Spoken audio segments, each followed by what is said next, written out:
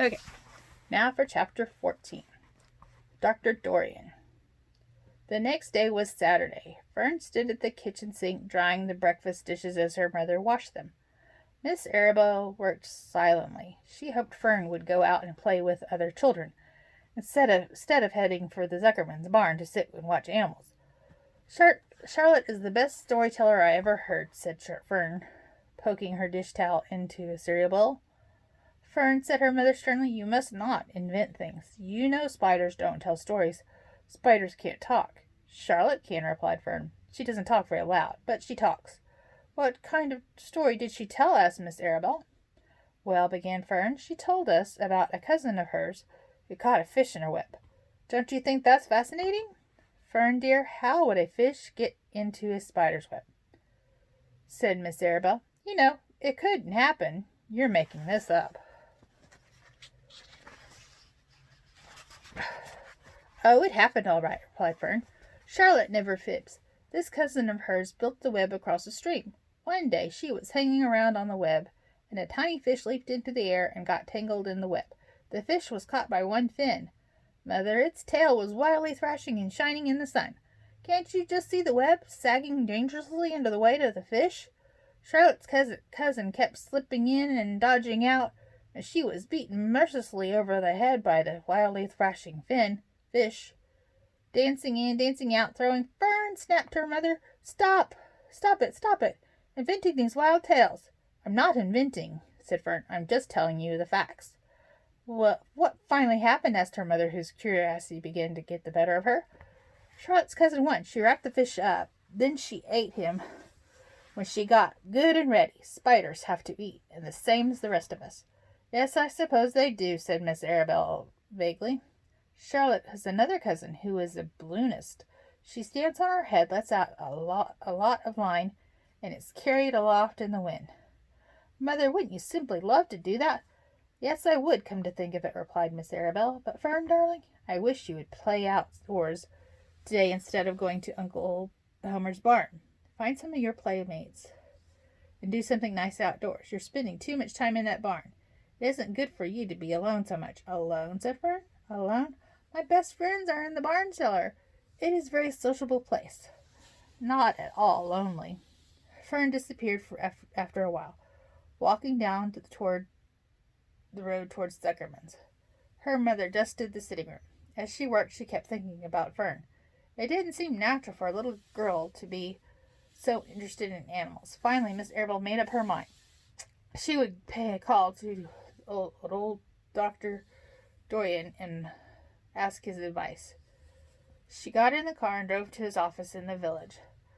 Dr. Dorian had thick beard. He was glad to see Miss Arabelle and gave her a comfortable chair.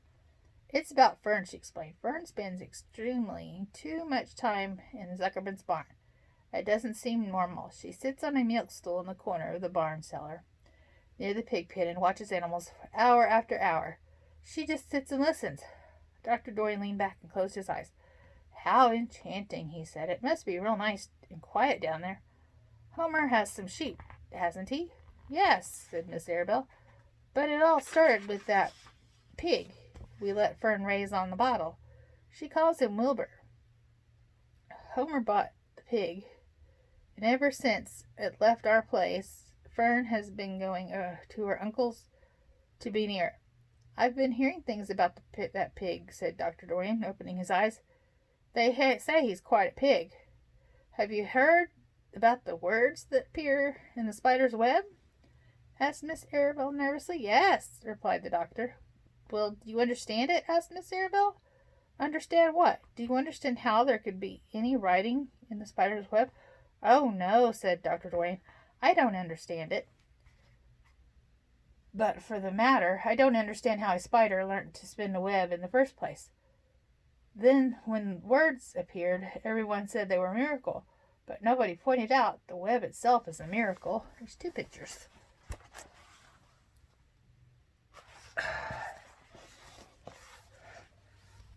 What's miraculous about a spider's web? Said Miss Arabelle. I don't see why a web is a miracle. It's just a web. Ever try to spin one? Asked Dr. Dorian. Miss Arabelle shifted uneasily in her chair. No, she replied, but I can crochet doily and I can knit a sock. Sure, said the doctor, but somebody taught you, didn't they? My mother taught me. Well, who taught the spider? A spider knows how to spin a web without any instructions from anybody. Don't you regard that as a miracle? I suppose so, said Miss Arabelle. I never looked at it that way before. Still, I don't understand how those words got into the web. I don't understand it. And I don't like what I can't understand. None of us do, said Dr. Dorian, sighing. I'm a doctor. Doctors are supposed to understand everything. But I don't understand everything, and I don't intend to let it worry me. Miss Arabelle fidgeted. Fern says the animals talk to each other. Dr. Dorian, do you believe animals talk? I never heard one say anything, he replied. But that proves nothing. It is quite possible that an animal has spoken civilly to me, and that I didn't catch the remark because I wasn't paying attention. Children may pay better attention than grown-ups. If Fern says the animals at Zuckerman's barn talk, I'm quite ready to believe her. Perhaps if people talked less, animals would talk more. People are insistent talkers. I can give you my word on that. Well, I feel better about Fern, said Miss Arabelle. You don't think I need to worry about her? Does she look well? Asked the doctor. Oh, yes. Appetite good? Oh, yes. She's always hungry. Sleep well at night? Oh, yes. Then don't worry, said the doctor. Do you think she'll ever start thinking about something besides pigs and sheep and geese and spiders? How old is Fern? She's 8. Well, said Dr. Dorian, I think she will always love animals, but I doubt she spends her entire life in Homer Zuckerman's barn cellar. How about boys? Does she know any boys? She knows Henry Fussy, said Miss Arabelle brightly. Dr. Dorian closed his eyes again and went into deep thought. Henry Fussy, he mumbled. Remarkable. Well, I don't think you have anything to worry about. Let Fern associate with her friends in the barn if she wants to. I would say offhand that spiders and pigs were fully as interesting as Henry Fussy, and I predict that the day will come when even Henry will drop some chance remark that catches Fern's attention. It's amazing how children change from year to year. How's Avery? He asked, opening his eyes wide. Oh, Avery, chuckled Miss Arabelle. Avery is always fine. Of course, he gets into poison ivy and gets stung by wasps and bees and brings frogs and snakes home and breaks everything he lays his hands on. He's fine. Good, said Dr. Arabelle.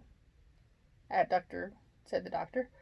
Miss Arabelle said goodbye and thanked Dr. Dorian for much of his advice. She felt greatly relieved. That's chapter 14. Bye.